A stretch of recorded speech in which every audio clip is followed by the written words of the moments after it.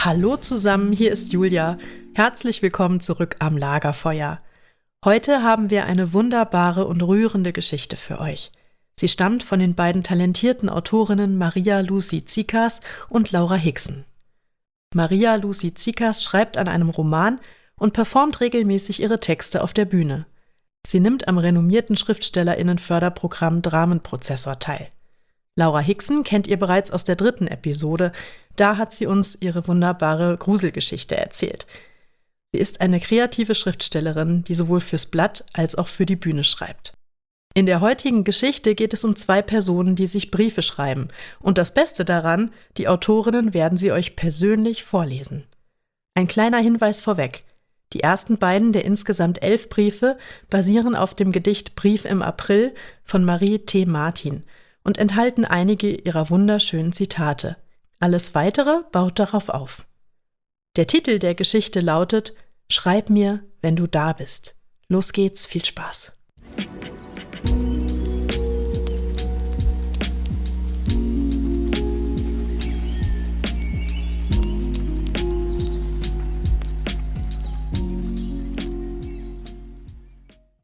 Ich schreibe dir ins Jahr nach deinem Tod.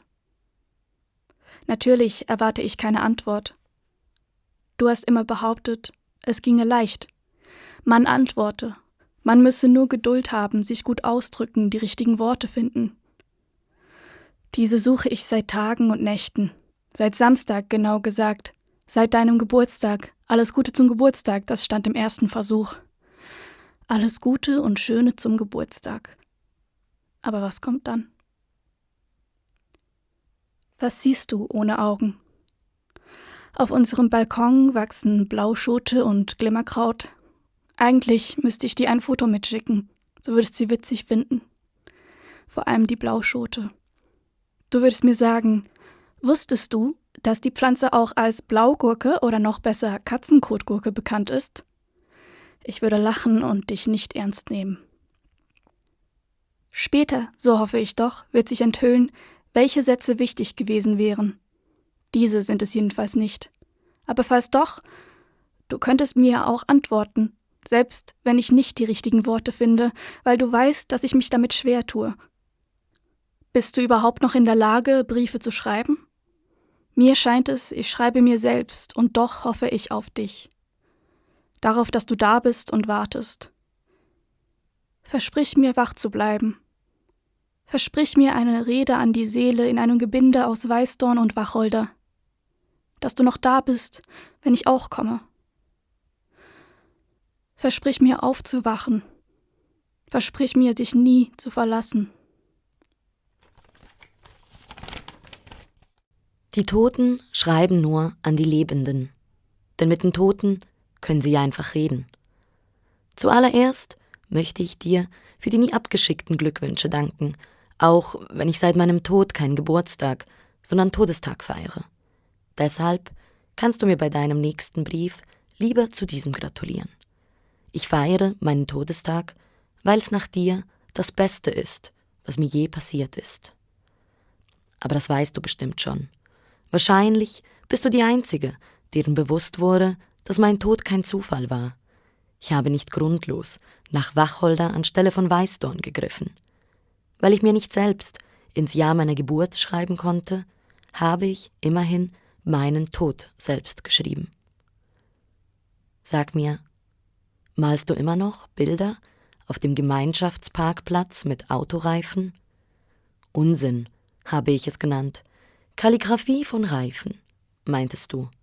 Schon komisch, wie du gerne geschrieben hast, ob mit Reifen oder mit Nadel und Faden. Doch wenn es darum ging, einen Stift in die Hand zu nehmen, mir zu schreiben, ich zuerst sterben musste. Versteh mich nicht falsch, das soll jetzt kein Vorwurf sein. Du weißt doch, so bin ich nicht. Ich hätte die Katzenkotgurke gerne gesehen. Ich hätte sie gepflückt und aufgeschnitten, dir ihr Innenleben preisgegeben und du hättest das Gesicht verzogen. Vielleicht hätte ich sie sogar nach dir geschmissen. Und vielleicht hättest du kurz aufgeschrien und wärst hinter einen Baum gerannt. Sag mir, wurdest du älter? Ich frage, weil du immer noch Glimmerkraut sagst, auch wenn ich dir erklärt habe, dass es gar nicht so heißt und dass es außerdem auch gar kein Kraut ist. Was nach dem Tod passiert, ist wie der fahrende Bus in Italien. Er sieht dich zwar, aber deswegen hält er nicht gleich an. Ich konnte zwar meinen Tod berechnen, doch was danach passiert, ist unberechenbar. Glimmerkraut. Ich hätte dir ja früher geantwortet, aber ich habe deinen Brief lange nicht gefunden. Er lag unter der Fußmatte im Eingang und war ganz schmutzig, als ich ihn beim Frühlingsputz entdeckte. Vielleicht ist das gelogen. Vielleicht weißt du, dass das Wetter umgeschlagen hat, dass man nicht länger als 10 Minuten lüften kann und dass ich so lange nicht geschrieben habe, weil ich mal wieder nicht die richtigen Worte gefunden habe. Spürst du die Kälte auf deiner Seite? Brennt die Sonne auch für die Toten? Eigentlich habe ich gar nicht damit gerechnet, dass du mir antwortest. Dann ist es also doch so einfach, wie du sagtest. Man müsse einfach die richtigen Worte finden, man müsse warten, Geduld haben. Und jetzt musstest du mit mir Geduld haben. Immer Geduld hattest du mit mir, wenn ich die Welt nicht verstehen wollte, wenn sie mir nicht recht war. Und du, Geduld, hast gelächelt, hast tief durchgeatmet und mir gesagt, was ich hören wollte. Oder musste manchmal. Die Welt, die dreht sich weder für dich noch um dich. Da kannst du noch so sehr auf der Stelle treten. An diesen Rat erinnere ich mich gut. Wir haben uns danach gestritten. Ich fand, du wolltest mich nicht verstehen und was du dachtest, weiß ich auch nicht. Daran musste ich oft denken, nachdem du besagte Welt verlassen hattest. Oft saß ich im Zimmer, an deinem Ort am Fußboden, Nachtgesprächsort. Ich wollte wissen, ob du noch da warst und du warst nicht da und die Welt drehte sich weder um mich noch für mich. Paradoxerweise aber half es mir irgendwie, wieder aufzustehen von deinem Ort am Fußboden und mich selbst durch den Tag zu bringen. Denn ich hatte dich nicht mehr und auch sonst drehte sich die Welt weiter. Zu deinem Todestag werde ich dir gratulieren, wenn es wieder soweit ist. Verzeih mir, dass ich mich noch nicht für dich freuen kann. Um deine Frage zu beantworten, ja, ich bin älter geworden. Ich bin viel schneller, viel älter geworden, als ich gedacht hätte. Trotzdem hätte ich das Gesicht verzogen, wenn du mir das Blaugurkeninnere gezeigt hättest. Du schreibst, was nach dem Tod passiere, sei unberechenbar. Was hast du erwartet? Was ist passiert mit dir? Was passiert mit dir?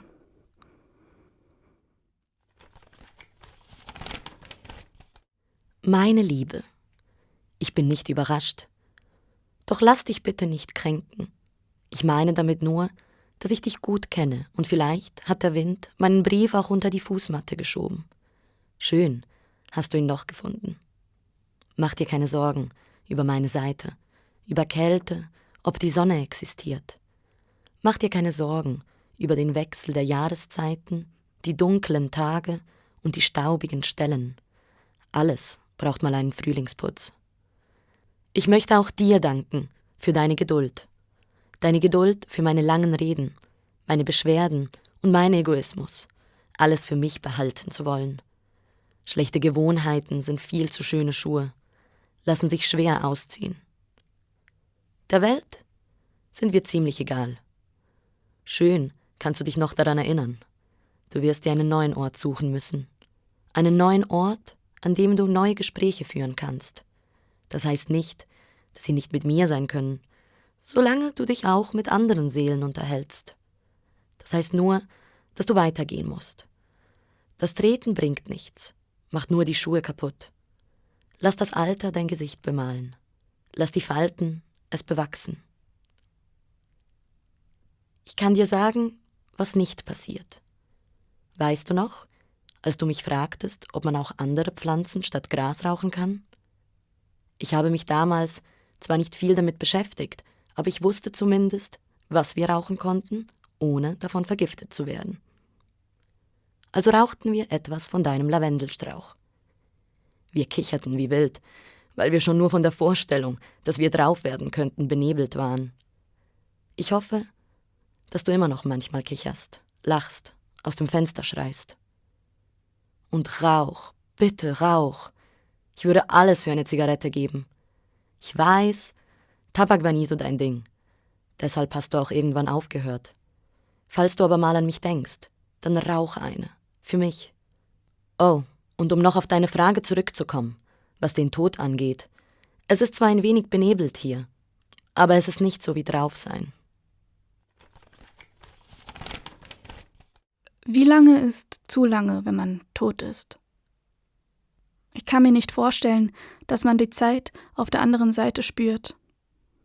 Ich glaube nicht, dass Zeit was Festes ist. Und vielleicht hast du gar nicht bemerkt, wie lange ich gebraucht habe, um zu antworten. Ich habe es nicht vergessen. Tatsächlich hat es mich wach gehalten. Weißt du, ich bin noch hier. Ich lebe und Lebende haben manchmal viel zu tun. Man muss sich selbst erhalten, die Wohnung, die Arbeitsstelle, den Freundeskreis. Man muss Pflanzen gießen. Ich werde mich nicht dafür entschuldigen, dass ich nicht geschrieben habe. Aber je länger ich nichts schreibe, desto länger schreibst auch du nichts. So funktioniert das. Die Wohnung knarzt noch wie früher, als du dich nach einer langen Nacht auf Tanzbeinen durch die Tür geschlichen hast. Manchmal höre ich das Knarzen noch und der Geruch von Zigarettenrauch und Schweiß und die Reste deines hölzernen Parfums füllen meine Nase. Und du bist wieder da. Du lässt dich ausgelassen auf die Matratze fallen, als wärst du nur ein paar Stunden weg gewesen und atmest tief, denn du bist schon eingeschlafen. Doch mit der Zeit verbleichst du. Das Knarzen kam von woanders, der Geruch verblasst. Manchmal bin ich es, die sich durch die Tür schleicht. In letzter Zeit bin ich es öfter. Ich habe neue Leute kennengelernt. Es sind interessante Leute, die viel über Politik wissen, aber wenig über gute Musik. Wahrscheinlich bleiben sie nicht lange, doch für den Moment bieten sie gute Unterhaltung. Übrigens habe ich noch keine Zigarette für dich geraucht. Ich habe nur einen Zug genommen bei Jan, der für ein politisches Magazin arbeitet und auch gerne davon erzählt. Mir ist danach schlecht geworden. Vielleicht werde ich zu alt oder zu empfindlich oder vielleicht konnte ich nur bei dir einen Zug nehmen. Doch niemals werde ich es schaffen, eine ganze zu rauchen. Übrigens bin ich gestern Nachmittag Lydia begegnet. Erinnerst du dich an Lydia? Sie, an deren Arm du dich immer gehangen hast, wenn du betrunken warst, obwohl sie sich nie an deinen hing. Ich war in der Stadt und als der Regen zu stark für meinen Schirm wurde, suchte ich das Trockene vor einem kleinen Kiosk. Es ist der Kiosk vor deinem Lieblingsmuseum. Das hast du jedenfalls immer gesagt, dass es dein Lieblingsmuseum sei. Du hast es nie von dir aus gesagt, aber wenn es jemand erwähnte, im Sinne von »Neulich war ich im Museum für moderne Kunst«, hast du es nie verfehlt, die Person zu unterbrechen und zu verkünden, das sei dein Lieblingsmuseum. Dabei war ich mir nie sicher, ob das überhaupt stimmte. Mit mir warst du jedenfalls nie da. Jedenfalls habe ich, als ich Schutz vor dem Regen suchte, beim Kiosk vor dem Museum für moderne Kunst, das ja vermeintlich dein Lieblingsmuseum war, Lydia getroffen. Sie kaufte sich gerade Zigaretten und die Neue Zürcher Zeitung. Sie machte den Witz, vielleicht müsse sie sich noch eine weitere Zeitung kaufen, eine Weltwoche oder so, um sie als Regenschutz zu nutzen. Und als ich nicht lachte, sagte sie, dass ich ja noch traurig sei, dass ich dich gewiss vermisse, dass sie dich ja auch vermisse, ganz schrecklich. Ich habe sie nicht gefragt, ob du mit ihr mal ins Museum für moderne Kunst gegangen bist, aber ich bin mir sicher, sie hätte gerne und ausführlich mit dir über dieses und jene Kunstding gesprochen, beim Kaffee, kein Kiosk-Kaffee, nein, einer von dieser oder jenen neuen Kaffeeröstereien der Altstadt. Ich erzähle nur von Lydia, weil sie jetzt wahrscheinlich denkt, ich hätte den Verstand verloren. Sie sagte, es sei schrecklich, jemanden so plötzlich zu verlieren und für immer von ihnen abgeschnitten zu sein. Dass man sich nicht mehr mit ihnen austauschen könne. Und ich habe gesagt, dass ich das zum Glück nicht so erlebe. Vielleicht hält sie mich auch gar nicht für wahnsinnig. Vielleicht denkt sie nur, ich sei herzlos.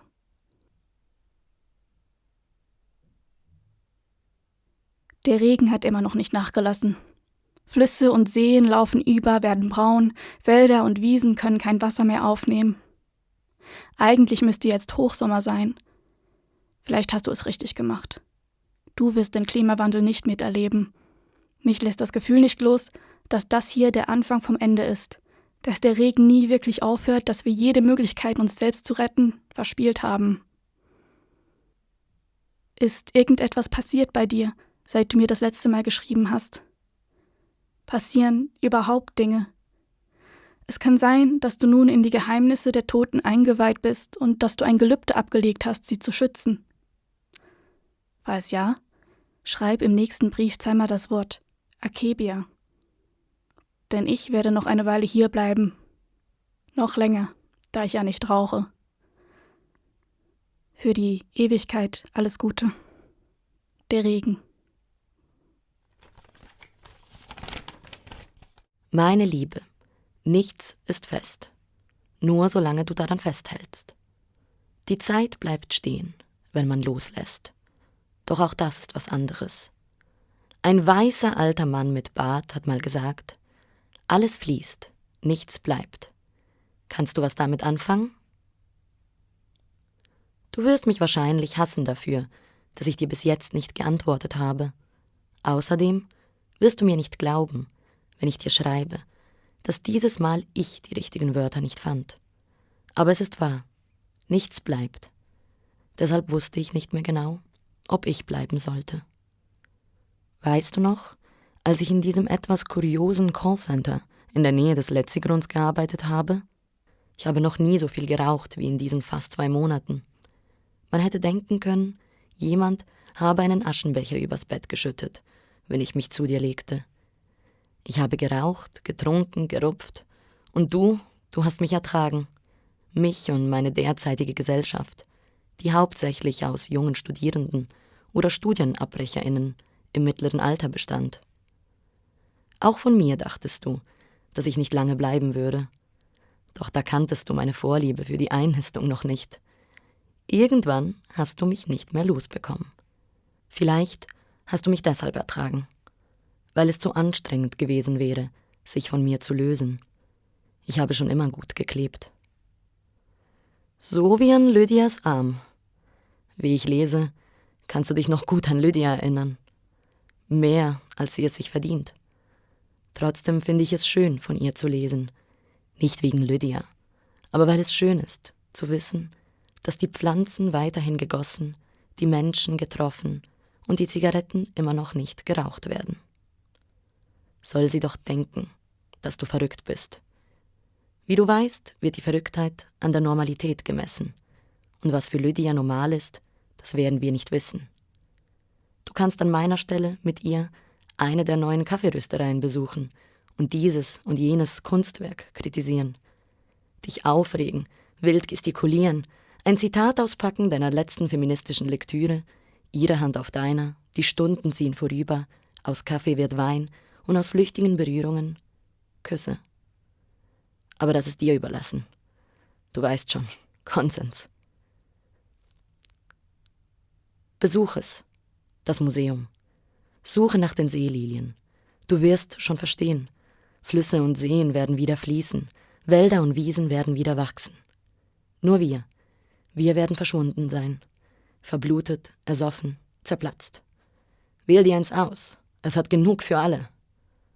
Deshalb habe ich mir nie Sorgen um den Klimawandel gemacht. Deshalb landeten ab und zu meine Bananenschalen nicht im Biomüll, die Zahnbürste war meistens doch aus Plastik und Avocados gelegentlich auf unserem Küchentisch. Trotz deiner langen Vorträge. Trotz.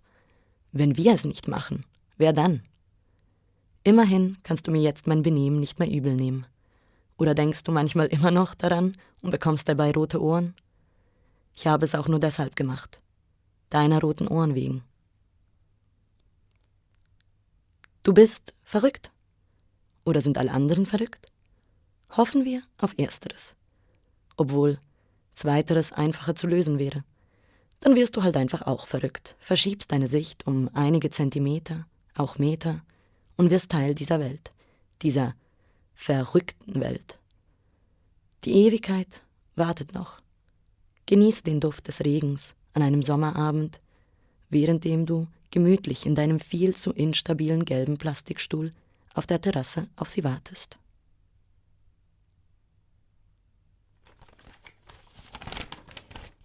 Du würdest wissen, wenn es mich nicht mehr gäbe. Oder wenn es mich so gäbe, wie es dich gibt. Dieser Gedanke beruhigt mich irgendwie. Aber vielleicht verschwinde ich eines Tages selbst und versiege irgendwo zwischen Leben und Tod und du wartest auf mich und ich lasse auf mich warten und bin verloren. Um deine Frage zu beantworten, ja, ich sorge mich noch um den Klimawandel. Das ist ebenso ein Problem, mit dem die Lebenden sich rumschlagen müssen. Einmal hat das Meer gebrannt. Das Meer hat gebrannt und ich habe nur den Kopf geschüttelt. Warum ich so lange nicht geantwortet habe? Ich bin verschwunden. Eben nicht wie du, aber so wie du früher manchmal verschwunden bist. Ins Zimmer, in dich selbst. Ich habe deinen letzten Brief erhalten, gelesen und täglich daran gedacht, dass ich dir antworten muss. Heute ist der erste Abend, an dem ich es schaffe, lange genug an meinen Gedanken festzuhalten. Ich glaube, in meinem letzten Brief habe ich dich darum gebeten, 2-mal das Wort Akebia zu schreiben. Ich weiß nicht mehr wieso. Ich habe einen Zettel unter meinem Bett gefunden. Da stand Akebia und ich glaube, dass es meine Handschrift ist. Ist das ein Zeichen, dass ich nur mit mir selbst in Korrespondenz bin? Habe ich den Bezug zur Realität verloren und du hast mir nie geantwortet und ich bin allein? Oder hast du mich vergessen und ich bin allein?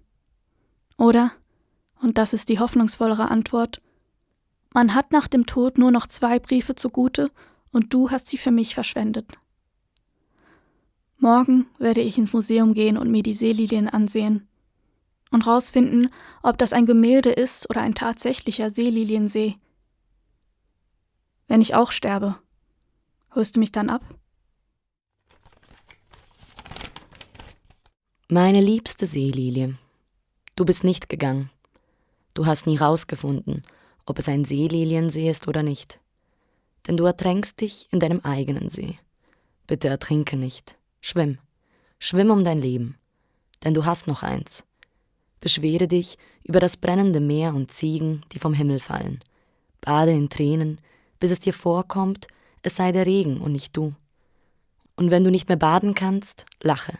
Lache dein krankhaftestes Lachen, schrill und schrecklich, so dass der Alte von unten zum Besenstiel greift und gegen seine Decke deinen Boden schlägt. Lache, bis sich deine Freundin Asma bei dir meldet und zeig ihr den Mittelfinger. Und dann huste. Huste, bis anstelle von Kohlenmonoxid Kotze aus dir rauskommt. Und dann leer dich aus. Leer all deine Wut, all den Frust, die Traurigkeit und das ganze Selbstmitleid aus. Kotz dich auf den Blumen aus, die auf dem Fensterbrett in der Küche stehen, auf dem Unkraut im Garten des Alten, das er liebevoll pflegt, weil es das Einzige ist, das bei ihm überlebt. Kotze. Kotzen befreit. Ich weiß, dass es nicht fair ist, von einer Toten zu hören, man solle leben. Doch war ich schon jemals fair zu dir? Außerdem, suche die Wörter nicht. Die Wörter werden dich schon finden, wenn sie es wollen. Sie werden dich finden, ausgraben und dir wieder eine Stimme geben. Bloß keine Eile. Schreib mir wieder, wenn die Wörter dich gefunden haben. Ich schicke dir Liebe und nein, ich werde dich nicht abholen. Ich schicke ein Taxi. In Liebe, die hätte kotzen sollen, anstelle zu gehen. PS, mach mir einen Gefallen und verwirre den Alten von unten für mich. Grüß ihn von mir. Hallo, Kotze. Der Alte von unten lässt nicht zurückgrüßen. Ich habe gesagt, du ließest grüßen und er hat gefragt, wer? Also sagte ich ihm, du seist die, die um 3 Uhr morgens Fisch briet und deren Pakete fälschlicherweise immer bei ihm geliefert wurden. Das hat für seine Erinnerung gereicht und er hat geschnaubt gesagt, ah ja, und ist wieder zu sich in die Wohnung. Ich bin mir nicht sicher, ob er weiß, dass es dich nicht mehr gibt. Ich erinnere mich nicht, wem ich es damals erzählt habe, wer gefragt hat und wer nichts davon wissen wollte. Übrigens ist letztens ein Paket für dich angekommen. Du musst es vor einer Weile bestellt haben. Es steht kein Absender drauf, kein Logo. Ich habe es nicht geöffnet. Ich frage mich nur, warum du ein Paket bestellt hast, das du nie vorhattest zu empfangen. Nein, die Lilien habe ich noch nicht gesehen. Morgen vielleicht. Jeden Tag werde ich morgen die Seelilien ansehen gehen. Eine Zeit lang war das irgendwie ermutigend. Dann hat es nur noch genervt. Und jetzt, wo unser Bett eine Delle in Form meines Körpers in sich aufgenommen hat, erscheint mir die Aussage bedeutungslos. Dieser Satz, dieses Vorhaben. Morgen schaue ich mir die Seelilien an. Bedeutungslos. Zum Kotzen. Soweit ist es noch nicht gekommen. Ich musste die Wohnung verlassen, um nur annähernd etwas rauslassen zu können. Dein Geist, wo er auch sein mag, haftet an den Wänden zwischen den Türrahmen dieser Wohnung und hemmt mich. Es ist kein bewusstes Gefühl, aber ich weiß nicht, wie ich mich auflösen soll, wenn du in all deiner Abwesenheit trotzdem noch so sehr da bist. Also habe ich die Wohnung verlassen und habe eine Wohnung in den Bergen gemietet. Es war nicht teuer. Ich kannte jemanden, der jemanden kannte. Du kennst sie nicht. Ich bin dahin, weil ich frische Luft brauchte, eine Auszeit. Dort dann ins Loch gefallen, bin nicht raus in die Berge, habe mir nur skandinavische Krimis angeschaut und geweint, bis mir schlecht wurde. Die Landschaft ist sehr schön. Skandinavien halt. Wie ich den Alten von unten verwirre, das muss ich mir noch durch den Kopf gehen lassen. Vielleicht brate ich ja mal Fischstäbchen um 3 Uhr morgens, obwohl ich Fisch eigentlich gar nicht mag. Vielleicht kriechst du dann aus den Wänden und vom Türrahmen hervor, um daran zu riechen, sie aufzuessen, wenn ich nicht hinschaue. Und wenn er schlecht ist, der Fisch, ist es nicht schlimm. Tot bist du ja schon. In Liebe. Ich wünsche mir auch, dass du gekotzt hättest, statt zu gehen. Meine Liebe, es tut mir leid. Es tut mir leid, dass ich die Kakteen nicht mehr sterben lasse. Deine Haare sich nicht mehr in meinen auffällig, deiner Meinung nach unnötig, großen Ohrenschmuck verzetteln. Dass du nicht mehr an einem Sonntag um 7 Uhr morgens vom Schrei des Staubsaugers geweckt wirst, weil ich nicht mehr schlafen kann und will, dass auch der Rest der Welt, also du, sich zu mir gesellt. Ich kann es dir nicht beweisen, du wirst es mir nicht abkaufen, und trotzdem tut es mir leid. Es ist immer einfacher, Menschen Ratschläge zu geben, zu sagen, hey, Zeit heilt alle Wunden und denk an die schönen Zeiten und nicht an das schlechte Ende. Sie selbst zu befolgen, ist schrecklich schwierig. Jedoch weißt auch du, dass ich mich sehr wohl ausgekotzt habe. Ich habe so viel gekotzt, dass ich irgendwann nicht mehr mit dem Wegputzen nachkam und du diese Aufgabe an meiner Stelle übernahmst. Ich habe gekotzt und du hast geputzt. Warst du das Putzen nicht irgendwann leid? Außerdem roch ich die säuerliche Schärfe der Kotze weiterhin in den Polstern, von den Wänden. Da halfen die lebensbedrohlichen Putzmittel deiner Mutter, die sie vom Balkan importierte, auch nicht weiter. Immerhin musst du dich jetzt nur um deine eigene Kotze kümmern. Und nicht mehr um meine Überreste zwischen Tür und Rahmen, hinter Schrank und Regal, zwischen den Seiten von Agatha Christies unbeliebtesten Werken. Wusstest du, dass Agatha 1926 11 Tage lang vermisst wurde? Ihr Wagen wurde verlassen in der Nähe eines Sees wiedergefunden. Im selben See hat Agatha eine ihrer Protagonistinnen ertrinken lassen. Im Wagen befanden sich Mantel, Führerschein und Koffer. Ganz England war außer sich. Conan Doyle, von dem auf dem Dachboden auch noch einige Romane rumliegen sollten, ich hatte Ophelia eigentlich versprochen, sie ihr zu schenken, lad sie doch mal ein, habe sogar ein Orakel nach Agathas Befinden befragt. Kein Mord, kein Suizid. Agatha hatte einfach keinen Bock mehr. Ihr Mann hatte ihr kurz vor ihrem Verschwinden erzählt, er gehe ihr seit fast 2 Jahren schon fremd und würde das Wochenende über zu seiner Geliebten fahren. Das Wochenende ihres Ehemanns fiel natürlich ins Wasser, da er der Ermittlungen wegen nicht verreisen konnte. Nach 11 Tagen berichtete ein Kontakt, er habe sie in einem Hotel ausgelassen singen und Charleston tanzen gesehen. Sie hatte mit dem Namen seiner Geliebten eingecheckt. Vielleicht hilft es dir vorzustellen, ich würde auch gerade Charleston tanzen und danach lauthals zu Bye Bye Blackbird mitsingen. Stell dir vor, ich wäre eine deiner Protagonistinnen, deiner skandinavischen Krimis, und es würde einfach nicht gut genug nach mir gesucht werden. Oder vielleicht will ich gar nicht gefunden werden. Vielleicht will ich auch auf ewig unter falschem Namen in einem mittelmäßigen Hotel an der englischen Nordseeküste eingecheckt bleiben. Make my bed and light the light. I'll arrive late tonight. Dein Blackbird.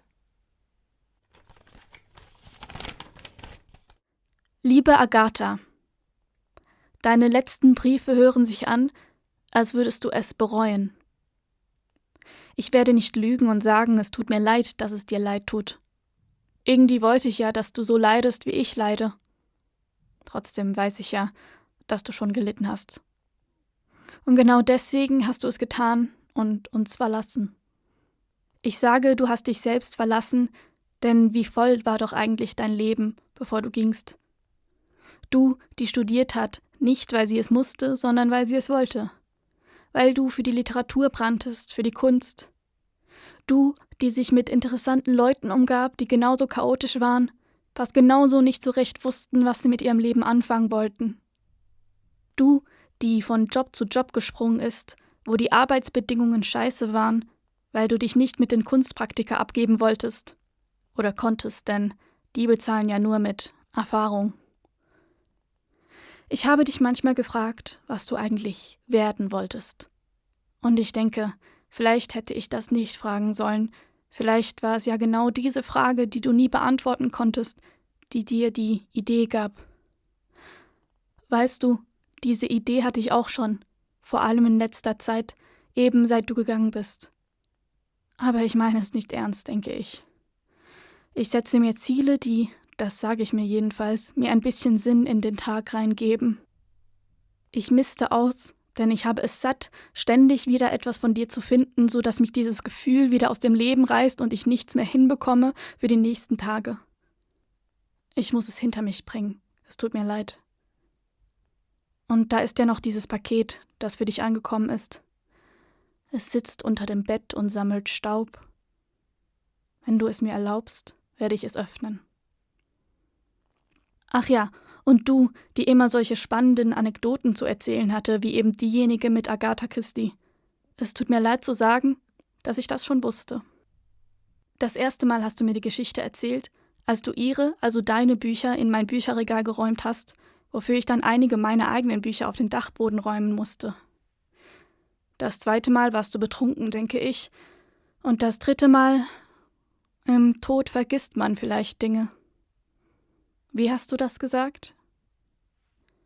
Oh, und um noch auf deine Frage zurückzukommen, was den Tod angeht, es ist zwar ein wenig benebelt hier, aber es ist nicht so wie drauf sein. Hoffentlich vergisst du nicht mehr als das. Die Bücher von Conan Doyle sind weg. Ich habe Ophelia geschrieben, sie solle doch vorbeikommen. Sie hat geweint, als ich sie ihr gab. Aber es geht ihr gut, sagt sie. Sie macht ein Verlagspraktikum, es sei okay. Sie habe Herzschmerz, was aber auch okay sei. Ich habe sie gefragt, was sie sich vorstelle, wo du gerade bist, und zu meiner Erleichterung fand sie die Frage überhaupt nicht ungewöhnlich. Sie sagte: Du bist auf Spurensuche. Du hilfst gerade einer reichen Witwe, die verschollene Kunstsammlung ihres verstorbenen Mannes zu finden. Jemand habe sie kurz vor seinem Tod gestohlen und versteckt. Deine Untersuchungen führen dich in weit entfernte Länder, zwischen Wasserfälle und in die große, weite Welt hinaus. Und, das habe ich hinzugefügt, wenn der Fall gelöst ist, wird sich dein Talent rumgesprochen haben. Vermutlich also springst du danach von einem Fall zum nächsten und schreibst, wenn Zeit dafür bleibt, zu deinen Liebsten nach Hause und berichtest von deinen Abenteuern.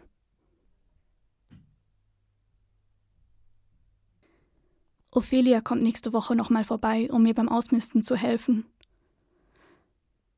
Übrigens, danke für die Musikempfehlung.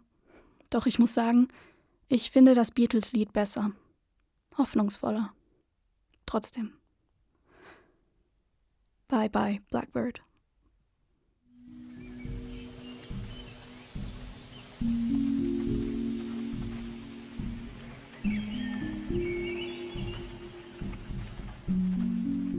Vielen Dank, dass ihr wieder dabei wart.